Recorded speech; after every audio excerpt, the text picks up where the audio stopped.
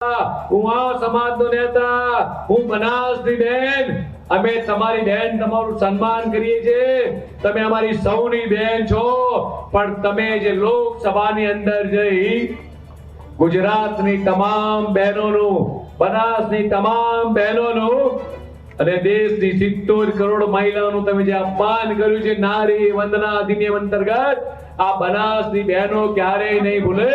અને એનો કરારો જવાબ આગામી દિવસોની અંદર અમારી માતા બહેનો તમને તમારા ગઢમાંથી તમારી સીટો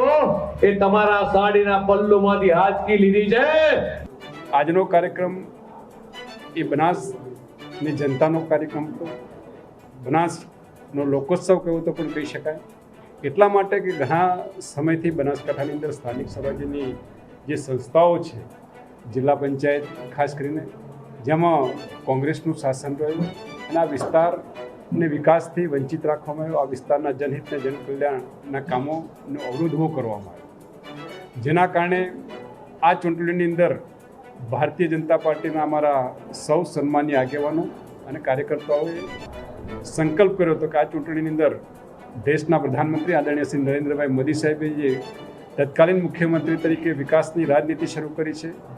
આ વિકાસની રાજનીતિમાં બનાસકાંઠાની જનતાને જોડવી છે અને